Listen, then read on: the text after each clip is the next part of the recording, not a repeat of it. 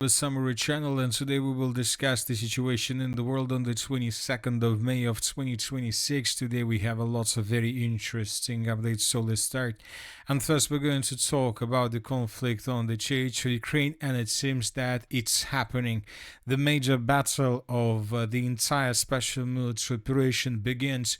Now both the Russians and the Ukrainians use all means they have for the purpose to defeat each other or to deal significant damage to each other. We have a lots of interesting updates that tell us just about one thing. Both the Russians and the Ukrainians began the major battle of not just 2026 but of the entire conflict on the territory of Ukraine. So let's start discussing everything in details, and most likely in coming days we'll see lots of things, and we'll see the thing by the name of a total war between Russians and the Ukrainians. So let's start, and the most important update that we have already discussed, just a few more things about the situation. The Russians, as a result of clashes, established complete control over the settlement by the name of Verkhnia Tersa, which is located in the eastern Zaporozhye direction. One of the most important settlements was captured by Russians, and we have proofs. This video was published by pro-Russian sources, and here we can see once again how exactly the Russians were fighting for this settlement. As a result of clashes, the Russians established complete control, and later this information was also confirmed by both the Minister of Defense of the Russian Federation and the Group of Forces East. In this video we can see at least 5 flags were raised by Russians, and this is something like a signal. This is something like the beginning of the major battle of 2026. The Russians managed to penetrate the main defenses of the armed forces of Ukraine in this area, and most likely in coming days will receive similar reports from the settlements of Gulyaye Polskaya, Vozdvizhenka, and once again from the settlement of Rizdvyanka. And then Russians, using broad frontline attack, will begin offensive operation in the western direction with the purpose to attack the city of Zaporozhye from the east, to attack the settlement of Orekhov and the Orekhov agglomeration, and to attack, of course, the settlement of Tavriska. And the Ukrainians also understand the situation. They understand that the Russians managed to break through the most important defense line in this area, so that is why the Ukrainians don't have any other option but to counter-attack and to counter-strike the Russians. And starting on the second half of May of 2026, the Ukrainians intensified their drones activities along the main supply line M14 between the cities of Melitopol and Rostov-on-Don. The road M14 is one of the most important roads in the southern direction through the area between the Kherson and the Zaporozhye and Donetsk regions. And this is the road. The Russians have modified this road since the beginning of the special military operation. The Russians added additional lines, the Russians improved logistics, and this road is a very important one because the Russians use this road to supply and support their contingents in the area of the city of Donetsk. The Russians are using this road to supply their forces there. The Russians use this road to support their contingent in the area of the city of Tokmak, and then further in the northern direction towards the line of combat contact. The Russians use this road to support and supply their contingent in the area of the city of Kherson. So this is one of the most important logistics arteria, and these days we start receiving lots of updates from the area of how Ukrainians establish complete fire control over the territory. We can't call it as a complete fire control, but the Ukrainians established a very big control over these territories, and lots of updates were reported. Ukraine drone forces continue massive middle strikes against key roads across southern Ukraine, targeting multiple trucks far from the front line. On this map are only the 64 geolocated trucks hit outside the kill zone. Multiple other ones are not geolocated. This information was published by a pro-Western source and by a pro-Western expert. Another important video. And here we can see a Russian vehicle moving along M14 road, and here we can see how the Ukrainians, as a result of attack, destroyed another truck that was used by Russians to support their forces. Here we can see a fuel truck that most likely was destroyed by the armed forces of Ukraine as a result of drone attack. And here we can see a video with a drone that was trying to hit a vehicle of the military forces of the armed forces of the Russian Federation, but something went wrong. Probably the Russians used their electronic warfare equipment, and as a result of, let's say, active actions from this electronic warfare equipment, this drone lost its road and was moved further in the west, further to the left, and destroyed somewhere in the sky over this supply line. So this is the moment when the Russians began using their electronic warfare equipment. In this video, we can see a summary of attacks that the Ukrainians have carried out probably since the beginning of May. Lots of episodes were recorded along M14 road. A lot of vehicles were destroyed. Russia is shutting the Rostov-Crimea road for civilian traffic after multiple Ukrainian strikes hit this critical road. More strikes are also hitting the Mariupol-Donetsk highway. Right now, all the road corridor to Crimea is threatened. Another important area, another important video. Here we can see civilians moving along this Mariupol-Melitopol road, and here we can see a Ukrainian drone that was flying over this area seeking for a target. As you can see, this drone doesn't suffer and doesn't face any resistance from the Ukrainian, from the Russian side. In this video, we can see another episode of the consequences of attack. A vehicle was completely destroyed as a result of the Ukrainian attack. And in this video, for example, we can see another logistic line, another logistic road between the cities of Mariupol and Donetsk. And here we can see how Ukrainians using drones were attacking Russian military vehicles that were moving along this area. As you can see during this video, lots of episodes were recorded. The Ukrainians began these attacks in this area right at the moment when the Russians broke through Ukraine's defense through the eastern Zaporozhye direction. Now the Ukrainians are just with one thing: to destroy as many as possible vehicles, to destroy as many as possible fuel, trucks, and so on, with the purpose not to allow the Russians to get additional reinforcements, reserves, munition, weapons, and arms and forces, fresh forces, in the direction of the city of Orekhov, in the direction of the Zaporozhye direction. Of course, we can't say that this is already a collapse or the end of the Russian offensive. It's the beginning of a major battle. The Ukrainians see that the Russians launched their major offensive operation, and right at the moment when the Russians launched their major offensive operation, the Ukrainians are trying to establish complete control over this territory. And the Ukrainians began preparation before this operation a long time ago. Since the beginning of March, we have received significant number of videos from this area, and here through these videos we can see just one thing: how Ukrainians were attacking trains, how Ukrainians were attacking air defense forces of the armed forces of the Russian Federation, how Ukrainians were destroying raiders, how these Ukrainians were trying to suppress and to destroy the air defense capabilities of Russians in this area. And the Ukrainians were focused on this operation, have been focused on this operation, probably even since the beginning of this year, because it seems that Ukrainians knew plans of Russians and they were trying to prepare themselves before the beginning of this major battle.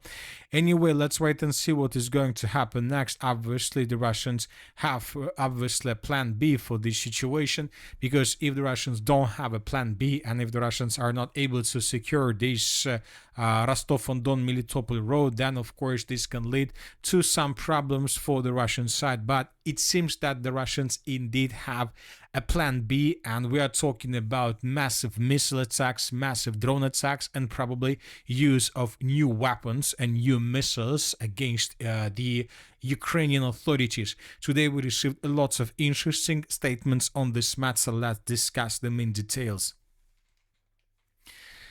Now let's move to the Lugansk region. During the previous 24 hours, the Ukrainians attacked the city of Starobelsk. So this is the settlement, the city of Starobelsk, which is located basically in the northern or even in the central part of the Lugansk region. And according to information we have, the Ukrainians attacked a college. So in this video, we can see the consequences of attack. Later, the president of the Russian Federation stated that the Ukrainians used 16 drones to attack this object of civilian infrastructure, and as a result of this attack, as you can see, the building was almost completely reduced to ruins. And the most important thing, that the Russians didn't have possibilities to start a rescue operation. And when the Russians started, and every time the Russians started a rescue operation, there was a threat that Ukrainians would make another attack in this area, and the Russians were always forced to stop the rescue operation and then to begin everything, and then to start everything from the beginning. The situation is critical at the moment when this article was published.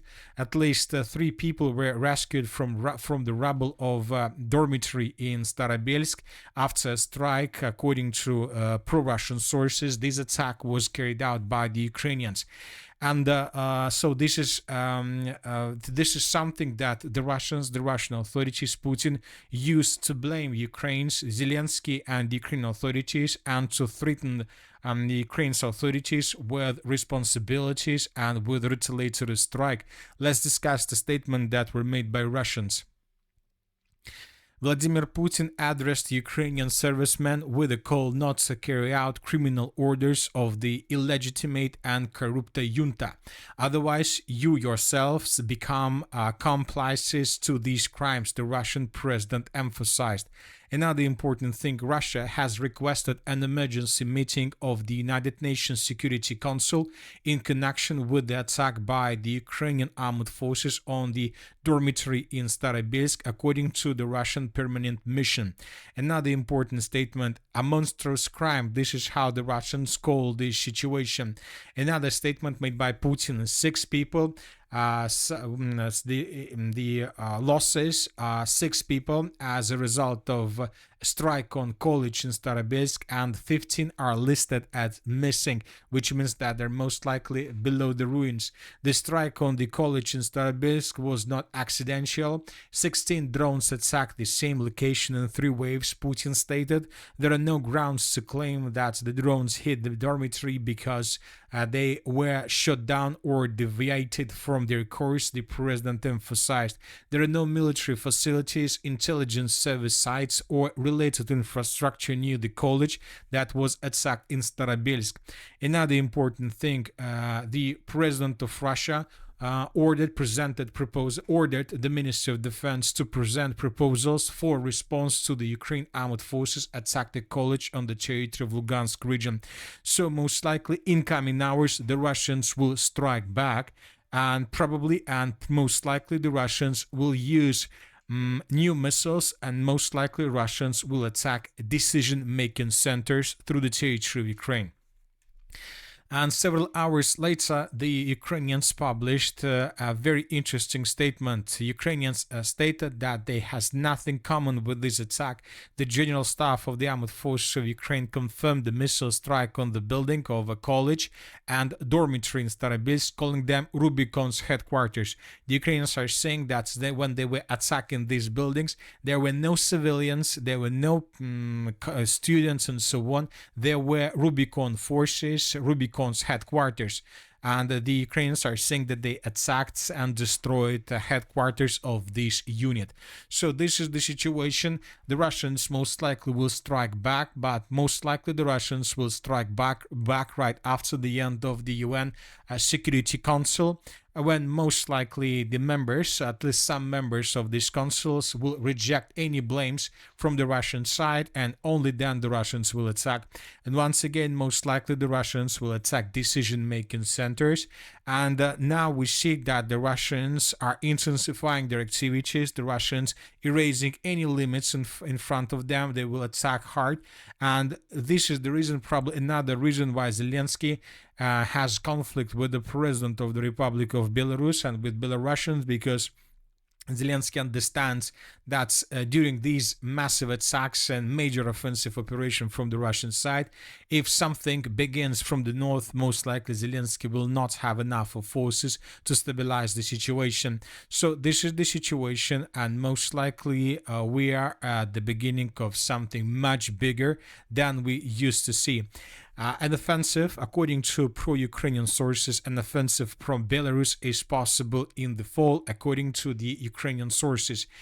Kiev sources are describing possible scenarios: a renewed attempt at an offensive on Kiev, creation of a buffer zone in the Chernigov region, pressure on Ukraine through the threat of an offensive from the north, withdrawal of Ukrainian forces from Donbas, attacks from Belarus Bryansk region. So let's wait and see what is going to happen next. But obviously, these first days of this major offensive operation for the Russian side are very important ones, and they will determine the end and the middle and the end part of this major battle. Meanwhile, during the previous 24 hours, the Russians attacked the city of Nikolaev with drones. Powerful explosions were recorded through the settlement. Also, the Russians were attacking the cities of Kharkiv and the northern regions of Ukraine. The Russians attacked the city of Sumy with a regular FPV drone, and in this video we can see how a Russian FPV drone was attacking an object of energy infrastructure in the northern parts of the city of Sumy. Here we can see a fiber optic drone was moving in the direction of this object, of this facility, and then the Russians attacked this territory. The Ukrainians were trying to prepare to create a shelter, but we see that this didn't help the Ukrainians to save this object of energy infrastructure. Now let's move further. We have covered most of the updates regarding the Zaporozhye direction. The eastern front line has collapsed or about to collapse completely, and then Russians will continue moving further in the western direction, in the direction of the cities of Orekhov, Tavriska, Yurkovka, and of course the city of Zaporozhye itself. And as we discussed in the previous videos, the most important target for Ukrainians is to slow down the Russians and not to allow the Russians to cross this yellow line by the end of the year, more precisely before winter comes. So this is the most important thing, because if the Ukrainians are able to stop the Russians along this yellow line, this would mean that the battle for the city of Zaporozhye would be postponed for probably late spring of 2026. But if Russians are able to cross this yellow line before winter comes, then most likely the Russians will continue their assault operations through the city of Zaporozhye also during the winter period of time, which means that somewhere at the beginning of 2027, the city of Zaporozhye may fall in Russia's hands. Now let's move further and let's discuss the situation in the Dobropolye direction. These days we have changes in this area as well. The Russians intensify their activities in the area of Grishina. We have changes on the ground based on the videos that were published by different sources. In these videos we can see how Ukrainians were attacking Russians, which means that the Russians managed to improve their positions and we adjusted the map. The Russians encircled the settlement of Belitska from the north, according to several sources. The Russians infiltrated this area with infantry and troops, and the Russians caught the settlement of Belitska in pincers. As for the Slaviansk-Kramatorsk direction, during the previous 24 hours, we haven't received lots of updates. The Russians were bombing and attacking the cities of Kramatorsk, Slavyansk, and Konstantinovka with aviation, with bombs, but without changes on the ground. The only changes we have in this area is the area around the city of Liman. As for this direction, these days we start receiving reports, especially from pro-Ukrainian sources, that the Ukrainians began a counter-offensive operation, a major counter-offensive operation, with the purpose to recapture the territories on the western bank of the river of Nitrius.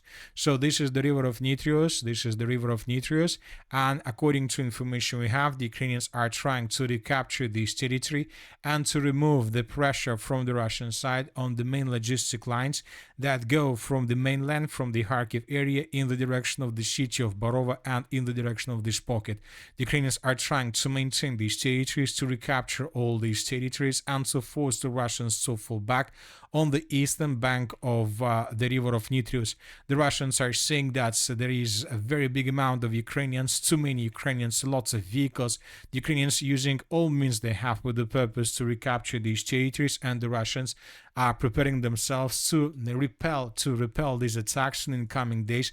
Lots of clashes will be recorded through this area. So this is something like the northern Liman counter-offensive operation, and the Ukrainians are doing this counter-offensive operation with the purpose not to allow the Russians to finish the battle for the siege of Liman itself, not to allow the Russians to improve their logistics, and the Ukrainians are trying to improve their logistics from their side, and once again to win some time and to postpone the battle for the Slaviansk-Konstantinovka agglomeration for as far as possible.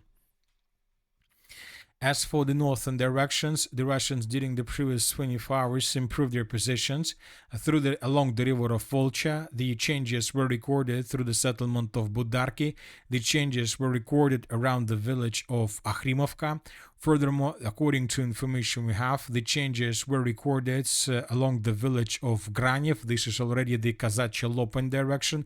These are the changes on the ground, and the most important thing, the changes were recorded through the Sumy direction. As for the Sumy direction, we have lots of very interesting updates. First of all, the Russians intensify their activities in this area, trying to attack as many as possible Ukrainian positions. And the most important thing, that it seems that the battle for Zapsilia to the west of Miropolye is about to be ended. And the most important thing, according to several pro-Russian sources, the Russians began battle for the settlement of Ivolzhanskaya. First, sabotage and reconnaissance groups or stormtroopers of the armed force of the Russian Federation entered the territory, and the clashes currently are taking place through the settlement of Ivolzhanskaya. The Russians, with this offensive, are trying to cut the second defense layer into pieces, the villages of Khotyn and Pisarevka to the west, and the villages of Kanitsa, Novosechia, and Krapivshina to the east. And then Russians, when they finish this operation, will try to handle with every single part of this defense line separately, which means that the Sumy offensive operation is intensifying significantly. The Russians also continue bombings of the northern Sumy direction along M3 road, where, according to Zelensky, the Russians and the Belarusians are preparing the northern offensive operation. In this video, we can see several temporary deployment points were destroyed as a result of attacks. So let's wait and see what is going to happen next, but most likely this upcoming night is going to be very difficult. And